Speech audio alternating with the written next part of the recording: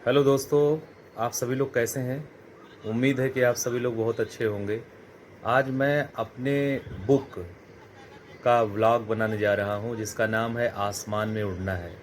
दोस्तों, आप लोगों को बता दूं कि मैं एक राइटर भी हूं और मैंने कई कविताएं, कई कहानियां, कई गज़लें, कई गीत लिखे हुए हैं और मेरी प्रथम पुस्तक का नाम है आसमान में उड़ना है। यह पुस्तक जो कि आप सभी लोगों के सामने आप देख रहे हैं, इस पुस्तक का विमोचन यह पुस्तक 2020 में प्रकाशित हुई थी और दिसंबर 2020 में उत्तर प्रदेश के माननीय राज्यपाल महोदया ने इसका विमोचन किया था। यह पुस्तक विशेष रूप से बच्चों पर आधारित है। इस पुस्तक में बाल कविताएं, बाल गीत का संग्रह किया गया है जो कि बोधि प्रकाशन से प्रकाशित है, जो जयपुर राजस्थान में स्थित है। अब मैं आपको इस पुस्तक के बारे में बताता हूँ, इसमें कविताएं कैसी हैं। कुछ कविताएं पढ़ करके भी सुनाऊंगा, कुछ कविताएं आपको बहुत पसंद आएंगी और अगर ये पुस्तक आपको पसंद आए तो अमेज़न पे इसी नाम से ये उपलब्ध है, आप खरीद सकते हैं, अपने बच्चों को पढ़ा सकते हैं। काफ़ी प्रेरक है, काफ़ी उनके लिए सदुपयोगी साबित होगा। और अगर ये व्लॉग आपको पसंद आए तो अभी और पुस्तकों का मैं अपने ही अन्य पुस्तकों का व्लॉग बनाऊंगा और उसके लिए आपका फीडबैक मुझे मिलना बहुत ज़रूरी है। तो चलिए दोस्तों, मैं आपको अपने इस पुस्तक में कैसी कैसी कविताएं हैं जो बच्चों के मन को मोहने वाली हैं दिखाता हूं और सुनाता हूं।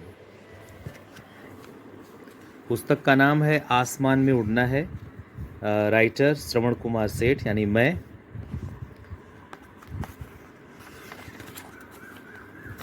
आसमान में उड़ना है बाल कविता एवं बाल गीत संग्रह, प्रकाशन बोधि प्रकाशन से, जो कि जयपुर में स्थित है।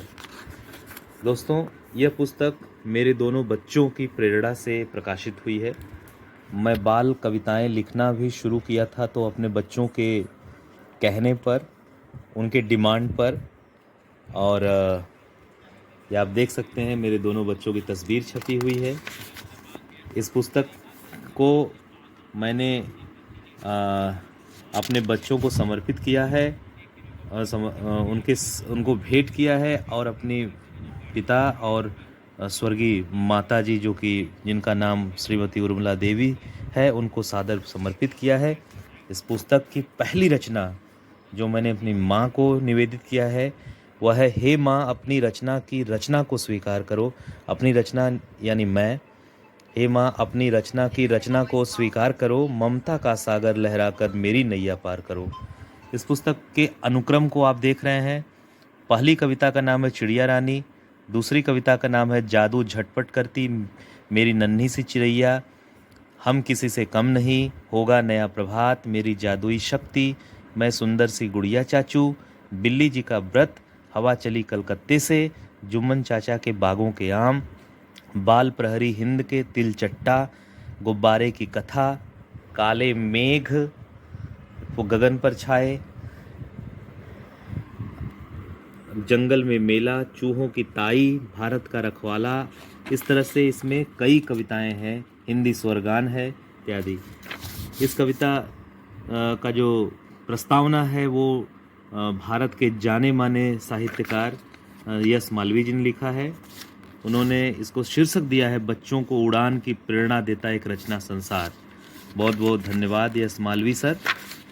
और अपनी बात मैंने लिखी है, आप लोग भी इससे सहमत होंगे कि मेरा मानना है कि बाल कविताओं का सृजन करना बच्चों के मन की गलियों से गुजरने एवं उनकी भावनाओं को हृदय से स्पर्श करने जैसा होता है।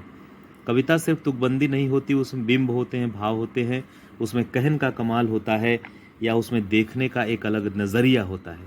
वो हमें कोई अनुभव देती हैं, हमें याद रहती हैं। मैंने भी इन ज़रूरी बातों का अपनी कविता लेखन में ध्यान रखते हुए उसे रचनात्मकता की दृष्टि से मजबूत बनाने की कोशिश की है।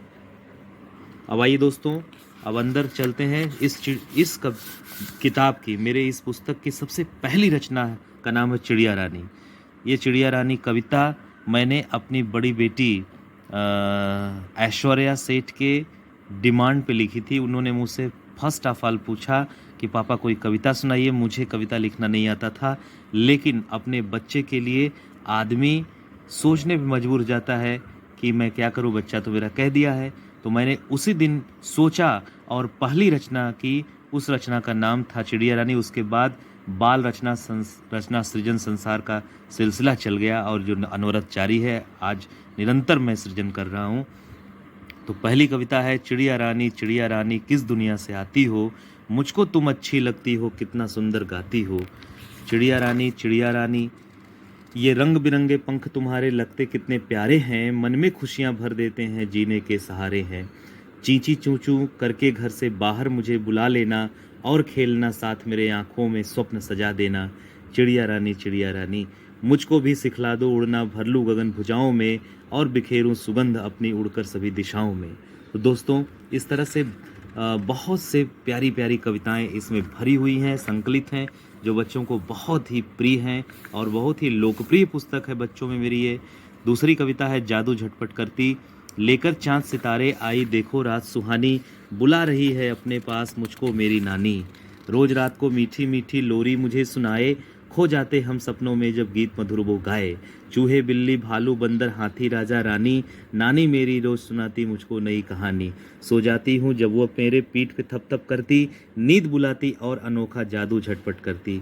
तो इस तरह से बहुत सी कविताएं इसमें संकलित है दोस्तों, जो बच्चों के दिल के करीब है, उनके मन को छूती है। मुझे उम्मीद है कि यह ब्लॉग आपको बेहद पसंद आया होगा और मैं आप लोगों को आश्वासन देता हूं कि अपनी एक नई पुस्तक के साथ अगले ब्लॉग में मैं उपस्थित होऊंगा। तब तक के लिए बहुत बहुत शुक्रिया। आप लोग अगर मेरे चैनल को सब्सक्राइब नहीं किए हैं तो प्लीज़ सब्सक्राइब कर लीजिए। मैं नेचर से संबंधित ब्लॉग, सेलिब्रिटी से संबंधित ब्लॉग, विभिन्न अच्छे प्लेसेस से संबंधित blog, informative blog, educative blog, शिक्षा से संबंधित ब्लॉग, विज्ञान प्रौद्योगिकी से संबंधित ब्लॉग, विभिन्न स्थलों से संबंधित ब्लॉग लेकर के आता रहूँगा आप लोगों के सामने और आप लोग उससे लाभान्वित होते रहेंगे। काफ़ी मज़ा आएगा, एंजॉय करेंगे। तो बहुत बहुत धन्यवाद, बहुत शुक्रिया दोस्तों।